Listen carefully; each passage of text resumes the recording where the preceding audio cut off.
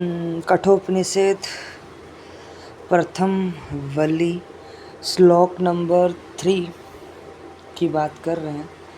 श्लोक नंबर 1 और 2 हमने पहले ही बात कर चुके हैं। अब श्लोक नंबर 3 की बात हो रही है।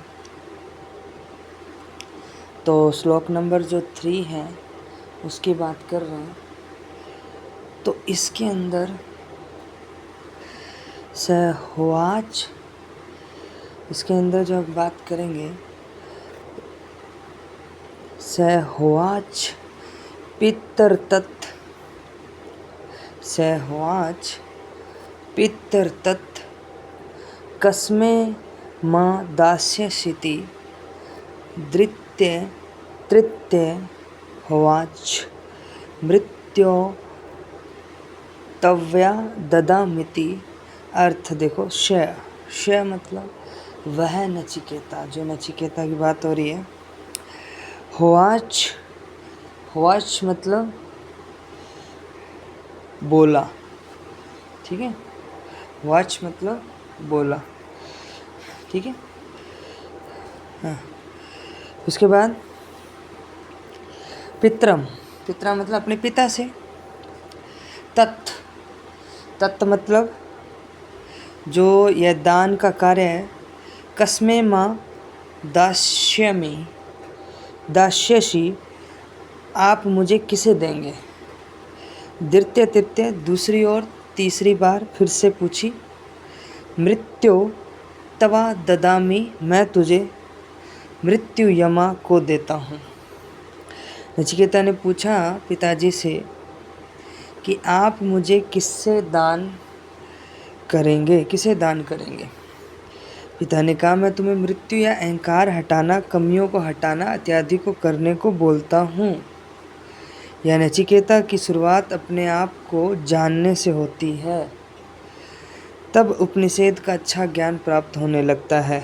अब इसमें क्या है, ये कहानी है कि नचिकेता ने पिताजी से प्रश्न पूछा, आप मुझे किसे दोगे। तो उन्होंने जवाब दिया, मृत्यु को दूंगा। अब मृत्यु को दूंगा मतलब क्या है। मृत्यु को दूंगा मतलब ये है कि जो अहंकार है उसको जान लेना है कि वो किसकी तरफ जा रहा है। अहंकार अगर सत्य की तरफ जा रहा है तो मतलब अंदर की जितनी भी कमियां हैं उनको हम जान रहे हैं, उनको हम हटा रहे हैं। तो अगर उनको हटा रहे हैं,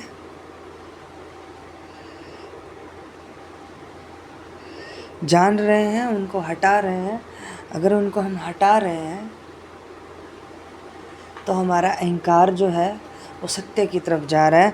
और जिससे मृत्यु किसकी हो रही है, उस अहंकार की हो रही है जो जिसके पास कमियां थी, लालच था, कामना थी, स्वार्थ था, तो उसकी मृत्यु हो रही है। तो उसको सौंपा जा रहा है, मतलब अहंकार जो है उसको हटाया जा रहा है कामना से, लालच से, और उसको किसकी तरफ लेके जाया जा रहा है, सत्य की तरफ। तो नचिकेता की शुरुआत अपने आप को जानने से होती है, मतलब अपने आप को जानोगे तभी तो अहंकार हटेगा, गलत संगति नहीं करेगा, और उसमें जो अहंकार है उसकी कमियां जो है वो हटेगी, गलत की तरफ नहीं जाएगा, सही की तरफ जाएगा, सच्चाई की तरफ जाएगा।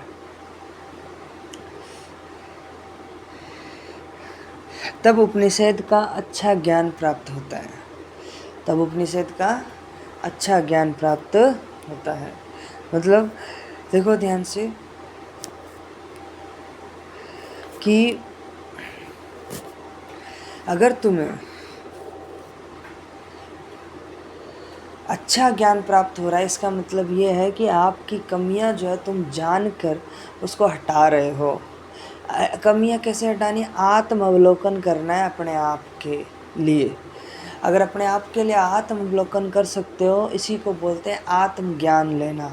आत्मज्ञान से ही आप अपनी कमियां हटा सकते हैं, और बिना आत्मज्ञान से कमियां नहीं हटा सकते। आत्मज्ञान से ही अपनी कमियां हटा सकते हैं। तो आत्मज्ञान के बिना आप अपनी कमियां नहीं हटा पाओगे तो क्या होगा, आपको उपनिषद का अच्छा ज्ञान प्राप्त नहीं होगा, और नहीं होगा तो जिससे आप मृत्यु को भी नहीं समझ पाएंगे। मृत्यु है क्या, किसकी मृत्यु होती है? अहंकार की मृत्यु होती है, उस गलत अहंकार की मृत्यु होती है जो कामना स्वार्थ में पड़ा रहता है। तो वो तो झूठ हुआ ना, जो कामना स्वार्थ में पड़ा है वो अहंकार तो झूठ हुआ। जो अहंकार जब झूठ है वो, तो उसकी झूठ की ही तो मृत्यु होती है। तो जो चीज़ है ही नहीं, जो चीज़ है ही नहीं, ये हम जान जाएं कि हम है ही नहीं, तो मृत्यु होगी नहीं। मृत्यु किसकी होती है? जब हम मान जाते हैं कि मैं हूँ, ये मैं है ना भला, ये झूठ है, झूठ की ही मृत्यु होती है। तो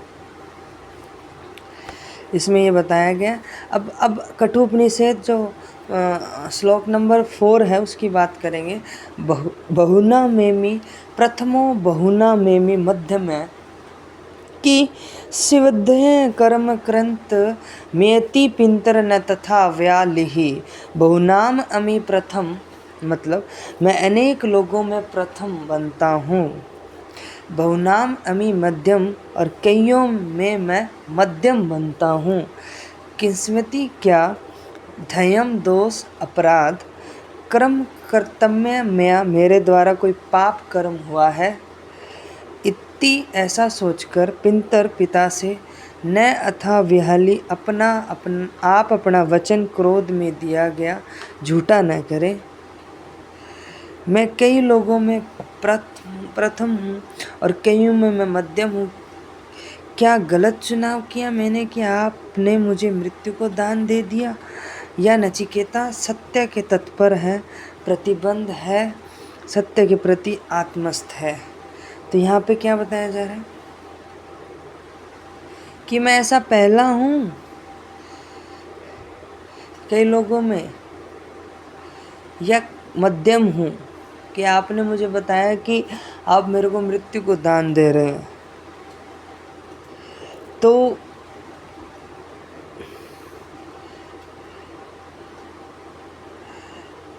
ऐसा मौका जो उनको मिल रहा है कि मैं अपने आप को जान सकूं, तो मैं बहुत लोगों में प्रथम होऊंगा या मध्यम होऊंगा, तभी तो जान पा रहा हूँ आपकी अच्छी चीज़। अगर मैं अपने आप को नहीं जान पा रहा हूँ तो मैं, इसका मतलब मैं मृत्यु को नहीं जान पाऊँगा, और मैं अगर मृत्यु को नहीं जान पाऊँगा तो मैं सत्य के प्रति आत्मस्थ नहीं हूँ। अगर सत्य के प्रति आत्मस्थ वही हो सकता है जो क्या करे, जो अपना आत्म अवलोकन करे, अपने बारे में जाने, ठीक है, और आत्मज्ञान जो है वो ले, जिससे आप अपने बारे में जान सकें, अपनी कमियां हटा सकें, और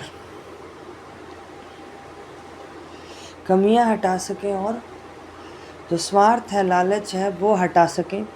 यही आपको सत्य के प्रति आत्मस्थ बनाता है। तो श्लोक नंबर 4 में ये बात कही है, आप सत्य के प्रति कितना आत्मस्थ हैं। जितना आत्मस्थ होगा तो आप सभी लोगों में से कोई एक होंगे जो सत्य के प्रति आप चल रहे होंगे। बाकी तो नहीं चलते हैं ना, मेहनत लगती है इसमें भी, तो मेहनत कोई करना नहीं चाहता है। जैसे एग्जाम्पल लेते हैं, श्लोक नंबर 4 डेली लाइफ में कैसे यूज़ होता है। हम देखो कैसे यूज़ होता है। हम सच्चाई को बांटने के लिए हम दूसरों लोगों को बताते हैं कि तुम्हारे अंदर जो कमियां हैं उनको पहचानो, ताकि उसको पहचानने के बाद उसको हटा सको।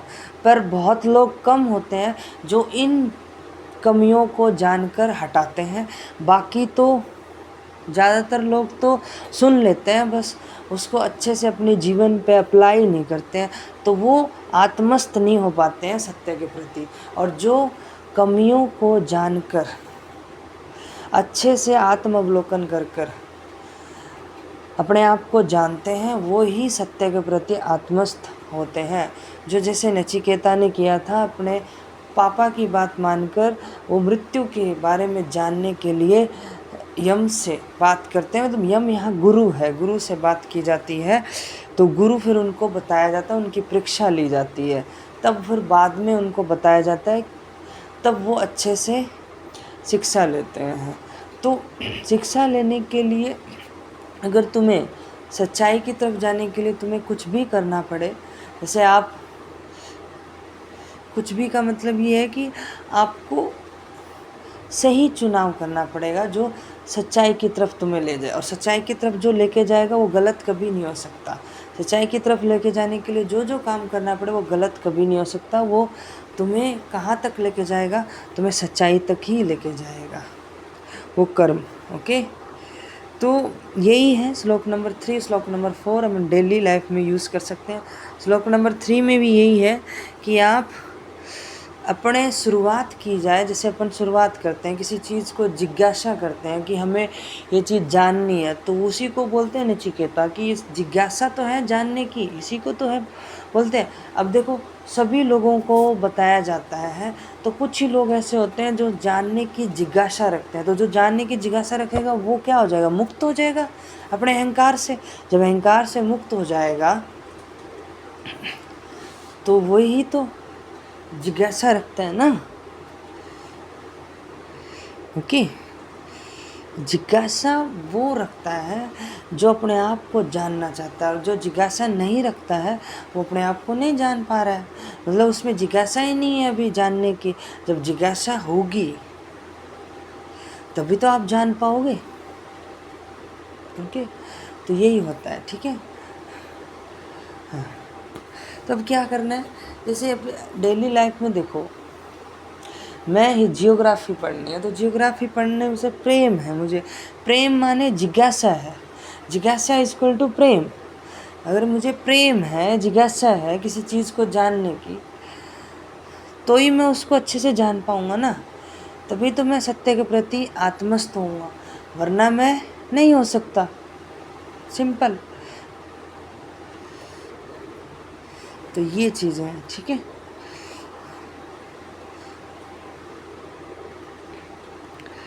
देखो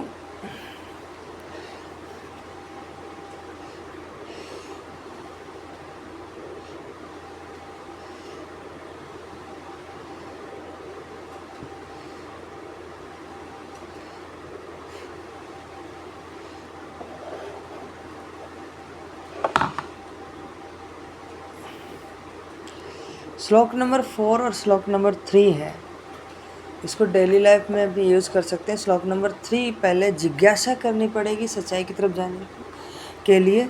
अगर जिज्ञासा है सच्चाई की तरफ जाने के लिए, तो ही आप सत्य के प्रति आत्मस्थ हो सकते हैं। तो मतलब श्लोक पहले 3 आपको अपने जीवन में अप्लाई करना होगा, तब श्लोक नंबर 4 अपने आप सत्य के प्रति आत्मस्थ आप होने लग जाओगे। तो ये बहुत मेहनत लगती है अपने आप को जानने के लिए। आपको बाहर की पढ़ाई करनी पड़ती है, अंदरूनी पढ़ाई करनी पड़ती है। मतलब आत्मज्ञान अंदरूनी हो गया, बाहर का मतलब विद्या हो गई, जैसे मतलब जिसको अपन बोल सकते हैं हिस्ट्री, ज्योग्राफी, पॉलिटी, साइंस, ये सब अच्छे से पढ़ना पड़ेगा, तब जाके चीज़ों को समझते हैं, तब जाके आप एक आत्मस्थ, सत्य के प्रति आत्मस्थ हो पाते हैं। तो आप अहंकार, गलत अहंकार से मुक्त हो पाते हैं और उस अहंकार को सही डायरेक्शन में लगा पाते हैं।